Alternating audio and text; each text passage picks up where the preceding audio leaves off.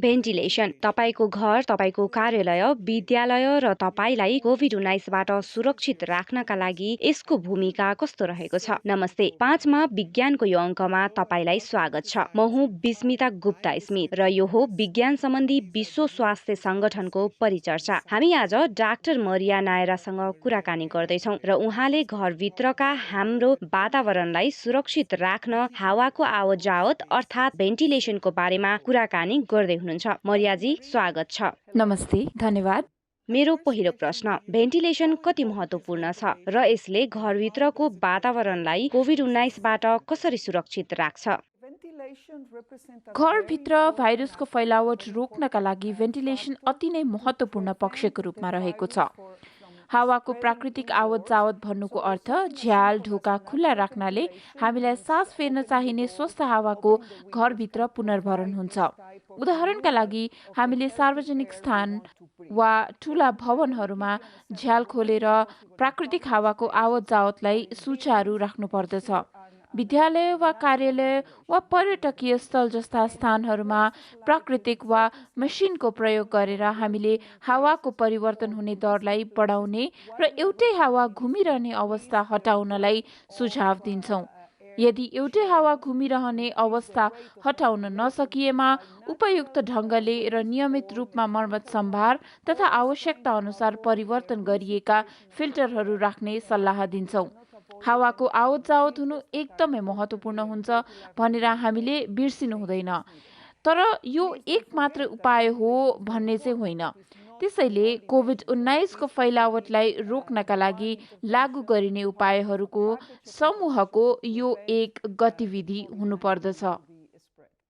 मरिया, विश्वभरिका अधिकांश घरभित्रका स्थानहरू झ्याल र ढोका खोल्नेमा निर्भर रहेका हुन्छन्। त्यसैले बाहिरको हावा भित्रसम्म पर्याप्त मात्रामा आइरहेको छ भनेर हामी कसरी ढुक्क हुन सक्छौँ? हो, पक्कै पनि हामीले भित्री स्थानको आकारका बारेमा विचार पुर्याउनु पर्छ। यसो भन्नुको अर्थ हावाको आवत जावतका लागि हाम्रो कोठा वा स्थान कति ठूलो छ त्यो हेर्नुपर्छ। हामीले भरिने दर हेर्नुपर्छ। उक्त कोठामा कतिजना मान्छे छन् र उक्त स्थानमा के कस्ता गतिविधिहरू हुँदैछन् त, र यो सबै कुराको हिसाब गर्नका लागि सूत्रहरू पनि उपलब्ध छन्। तर हामीले जान्नै पर्ने महत्त्वपूर्ण कुरा भनेको हावाको नवीकरण हो। उदाहरणका लागि यदि हामीले 1 घण्टामा नवीकरण गर्यौं भने यसको अर्थ 6 पटकसम्म हामीले हावा परिवर्तन गर्यौं भन्ने हुन्छ। मेरो विचारमा यो घरभित्रका स्थानहरूमा भाइरसको फैलावटलाई न्यूनीकरण गर्ने वा रोक्ने सुनिश्चितताका लागि धेरै हदसम्म व्यावहारिक तरिका हुन आउँछ।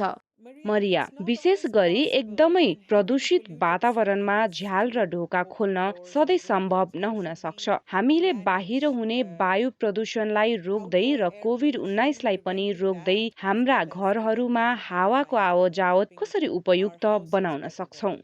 कोभिड-19 सँगसँगै हामी वायु प्रदूषणका बारेमा पनि उत्तिकै चिन्तित छौँ। तपाईलाई थाहा नै छ, वायु प्रदूषण जनस्वास्थ्य सम्बन्धी एक प्रमुख समस्या हो जसले वार्षिक रूपमा विश्वभरि 70 लाख मानिसहरूको अल्पायुमै ज्यान लिन्छ।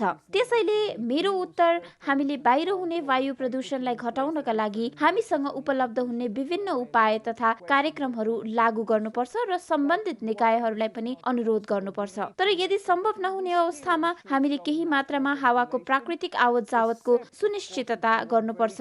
तर यदि तपाईँ प्रदूषित वायु उत्सर्जन हुने स्रोतको नजिक हुनुहुन्छ वा एकदमै धेरै नै प्रदूषित वायु छ भने त्यसो गर्न सकिँदैन। तर तपाईँ बसोबास गर्ने स्थल वा तपाईँको क्षमताका निर्भर रहँदै तपाईँले हावा शुद्ध पार्ने मसिनहरू जस्तै एयर प्युरिफायर्स र त्यसमा पनि हेपा फिल्टरको प्रयोग गर्न सक्नुहुन्छ र कुनै कुनै आवासीय क्षेत्रहरूमा पनि यी उपलब्ध गराइएका हुन्छन्। धन्यवाद मरियाजी। उहाँ हुनुहुन्थ्यो डाक्टर मरिया नायरा। भेन्टिलेसन र हाम्रो घरभित्र सुरक्षित राख्नका लागि यसको भूमिकाका बारेमा चर्चा गर्दै। यदि तपाईलाई यी विषय वस्तु उपयोगी लागेमा आफ्ना सहकर्मी साथी सङ्गीलाई पनि देखाउनुहोला र उहाँहरूलाई हाम्रो सामाजिक सञ्जालमा जोडिन आग्रह पनि गर्नुहोला। अर्को पटकसम्मका लागि आज्ञा दिनुहोस्। सुरक्षित रहनुहोस्, विज्ञानको अनुसरण गर्नुहोस्।